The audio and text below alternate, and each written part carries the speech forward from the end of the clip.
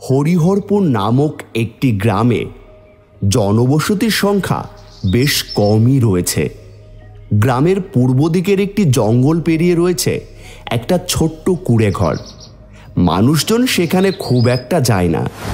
একদিন 3 গ্রাম দূরে থাকা একটা পরিবার, ভবেশ, তার স্ত্রী ও তাদের মেয়ে রূপা ভাবল, এই গ্রাম ছেড়ে মনে হচ্ছে এবার আমাদের চলে যেতে হবে। কেন গা? গ্রামের অবস্থা খুব একটা বেশি ভালো নেই। দেখছো না, চারিদিকে দাঙ্গা লেগে গেছে। এর মধ্যে আমরা থাকলে কখন এসে আমাদের মেয়ের ওপর প্রভাব পড়বে তা তো বলা যায় না। তাই ভাবছি যত তাড়াতাড়ি সম্ভব এই গ্রাম ছেড়ে আমরা চলে যাব।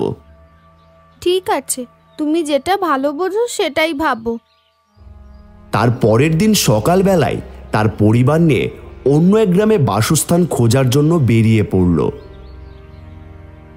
কোন গ্রামে যাবে কিছু ঠিক করলে?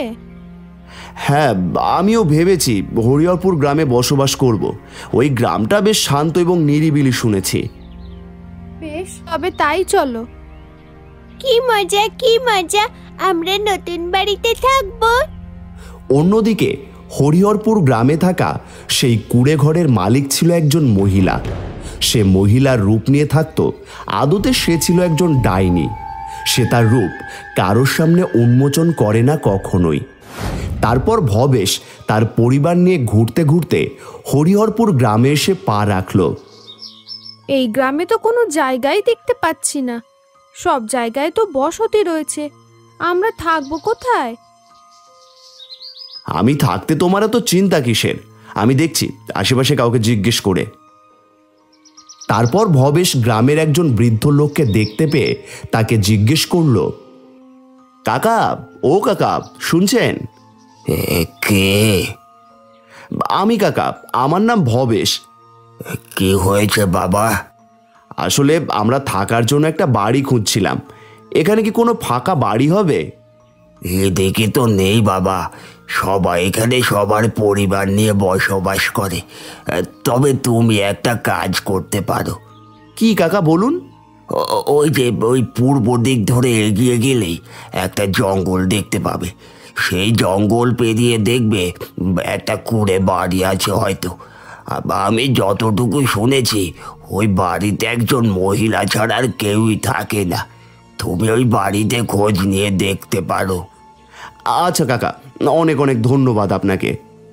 তারপর ভবেশ তার পরিবারকে নিয়ে জঙ্গলটা পেরিয়ে কুঁড়ে বাড়ির দিকে এগিয়ে গেল। ওই তো মনে হচ্ছে ওটাই। হ্যাঁ, চলো ওখানে গিয়ে জিজ্ঞেস করি। তারপর এগিয়ে এসে ভবেশ জিজ্ঞেস করল, কেউ আছেন বাড়িতে? বলছি বাড়িতে কেউ আছেন? একটু সাড়া দেবেন। ঘরের ভেতর থেকে একজন মহিলা বেরিয়ে এলো।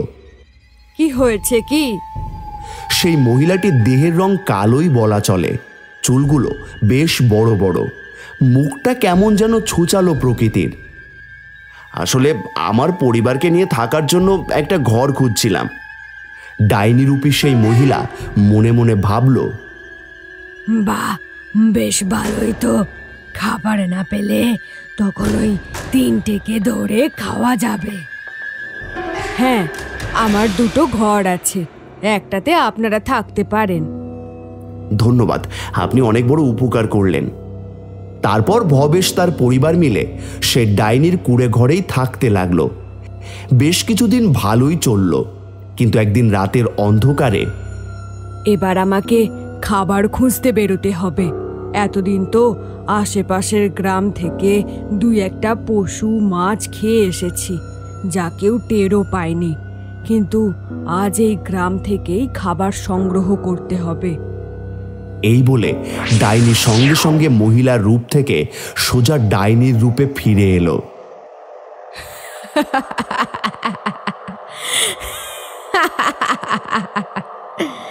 কি খায়? আজ এই গ্রামের পুকুরের মাছ ধরে ধরে আমি খাবো। তারপর ডাইনি তার লম্বা লম্বা হাতগুলো বাড়িয়ে দিল সেই পুকুরের দিকে এবং পুকুরে সেই কাঁচা মাছ ধরে খেতে লাগলো। এবার শান্তি, পেটটা ভরে গেল একদম। পরদিন সকালে যাই পুকুর থেকে কটা মাছ ধরে আনি। জগা যেই পুকুরের মাছ ধরতে গেল, সে জাল ফেলার পর উঠিয়ে দেখতে পায় পুকুরে একটি মাছও নেই। এ কি আশ্চর্য ঘটনা! পুকুরের সব মাছ গেল কোথায়? সব মাছ কি মরে গেল? না, সেরকম তো হবার কথা নয়। কি জানি, বড়ই আজব ঘটনা। সেদিন রাতের অন্ধকারে পুকুরের সব মাছ তো কাল খেয়ে এসেছি, আজ তবে কি খাবো? যাই, গ্রামে অনেক মুরগি আছে, ওগুলো ধরেই খেয়ে আসি। তারপর ডাইনি গেল গ্রাম থেকে মুরগি ধরে খাবার জন্য।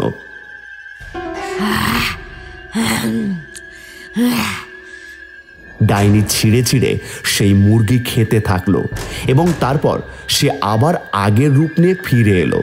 পরদিন সকালে রূপা তখন বাইরে খেলা করছে।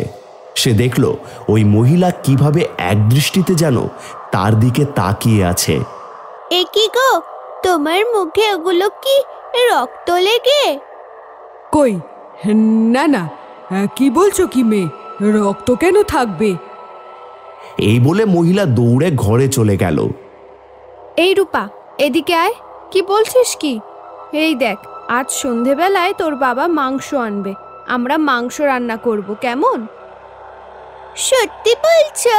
কি মজা, কি মজা! আজ অনেক দিন পর মাংস খাবো। ডাইনি আড়াল থেকে শুনে ফেলল সেই কথা। সেদিন সন্ধ্যাবেলা ভবেশের বউ আর মেয়ে বসে বসে রান্না করছে, আর পাশেই রাখা আছে মাংস। আর ওদিকে ডাইনি মনে মনে ভাবে, আজ আর মনে হচ্ছে খাবার খুঁজতে বাইরে যেতেই হবে না, এই বাড়িতেই খাবার পেয়ে যাব। ওই মাংসগুলোই আজ আমি খাবো।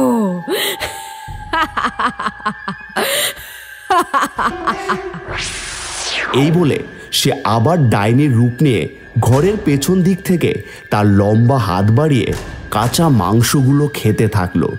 ঠিক এমন সময় ভবেশ দেখতে পেল সেই দৃশ্য। হে কি, আমি কি দেখছি?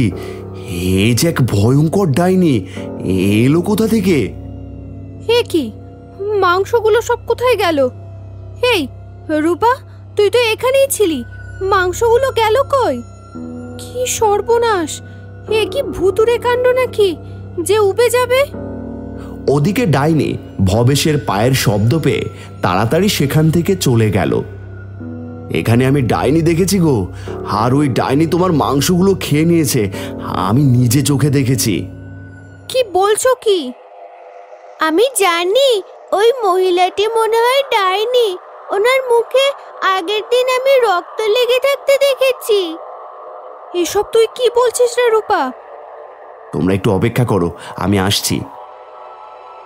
এই বলে ভবেশ ডাইনির সেই ঘরে উকি মারতেই দেখল সত্যি ওই মহিলার ঘরে আসলে একটি ডাইনির রূপ নিয়ে কে যেন বসে বসে মাংসগুলো চিবিয়ে চিবিয়ে খাচ্ছে।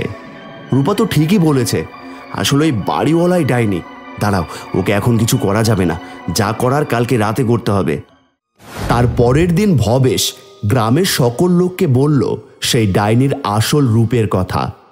পরের দিন ডাইনি যখন গ্রামে খাবার খোঁজ করতে বেরোলো, তখন সে দেখতে পায় মাঠের মধ্যে একটা খাঁচায় দুটো মুরগি রাখা আছে। আরে, এ তো মেঘনা চাইতেই জল, এই মুরগি দুটোই আজকে আমি খাবো। ডাইনি যে মুরগি দুটো ধরে খেতে যাবে, ঠিক এমন সময় গ্রামের সেই বৃদ্ধ লোক জগা, ভবেশ, তার বউ সকলে এসে হাজির হলো। ও, তুই আসলে ডাইনি?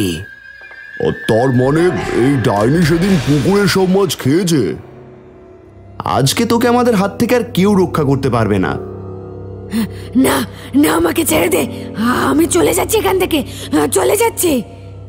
ডাইনির কোনো কথা কেউ না শুনে একটি মশাল হাতে নিয়ে জগা ও ভবেশ দুজনে সেই ডাইনির গায়ে ছুঁড়ে মারে, আর সঙ্গে সঙ্গে ডাইনির চিৎকার করে আগুনে পুড়তে থাকে।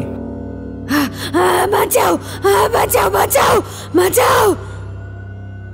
তারপর সেই ডাইনি পুড়ে গিয়ে একটা কালো ধোঁয়া হয়ে আকাশে মিলিয়ে গেল এবং গ্রামবাসীরা সকলে ডাইনির হাত থেকে মুক্তি পেল।